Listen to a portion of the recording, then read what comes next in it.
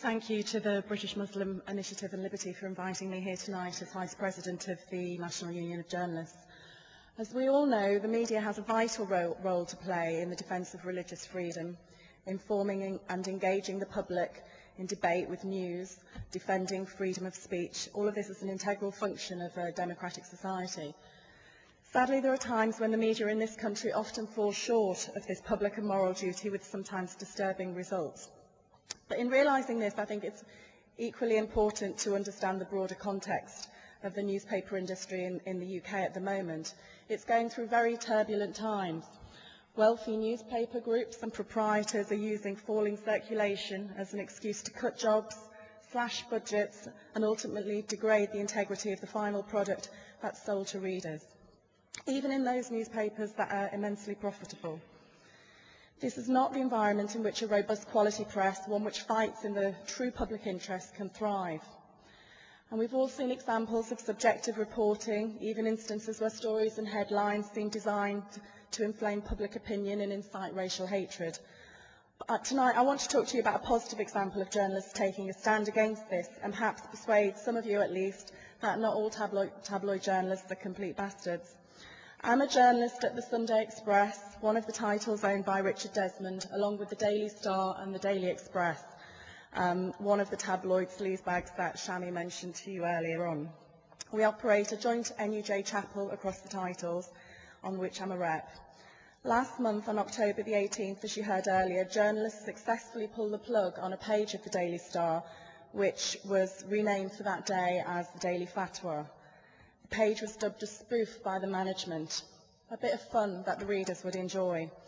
Now, no one can accuse staff on the Daily Star of not having a sense of humour or indeed of political correctness. This page was offensive to Muslims and non-Muslims alike, racist and almost certainly guaranteed to incite and inflame racial hatred. It came a week after a week of hysterical debate about the wearing of the niqab and the veil, and was clearly deliberately provocative. Journalists offended by the contact had already voiced their concern to the editor. Those concerns were just dismissed out of hand. The page was prepared, designed, subbed and completed for sending to the print sites. It was viewed, as is usual in Express newspapers, by the owner that night, the editorial director as well as the editor. They all signed off the pages. Without the existence of an NUJ chapel, that had been the end of the matter and the page would have appeared nationally the next day. But that night, through the father of the chapel, Steve Usher, who I'd like to pay tribute to tonight, staff asked for an urgent chapel meeting to be called. Now, to call a meeting at that time of night, it was around 8 o'clock, as the paper was going to bed, is in itself quite an extraordinary action for journalists on a national title to take. It's an incredibly busy time. Management were alerted to the meeting and the reason for it, and panicked phone conversations between the editorial controllers took place. It was decided very quickly to pull the page from the paper and replace it with a completely different feature. And in this way, the NUJ Chapel brought about a complete retraction of an editorial policy passed at the very highest level of the company. The chapel overturned what the... Thank you.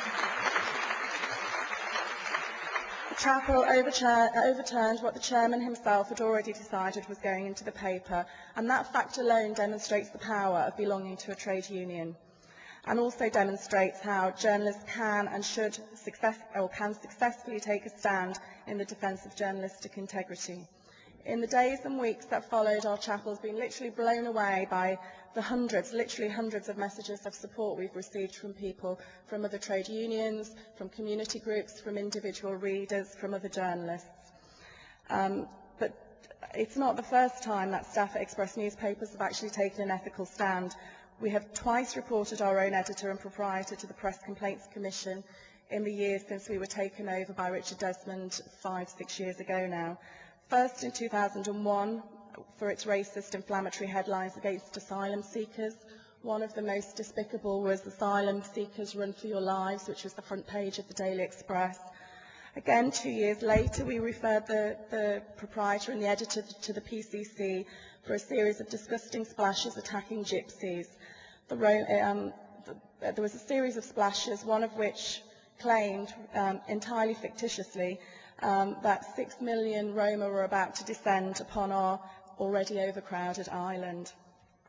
Now, the actions of the Daily Star Chapel were met with silence by our management until several days later, when all the reps were pulled in for a meeting with our editorial director to be told that we were now facing 60 possibly compulsory redundancies.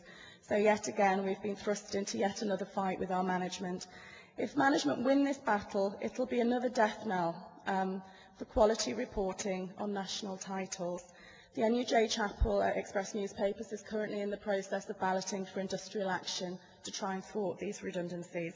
I hope all of you will support our stance and also find out more about what you can do to help the union in its national campaign, Journalism Matters. For quality, ethical journalism really does and must matter to each and every one of us. Thank you for inviting me tonight.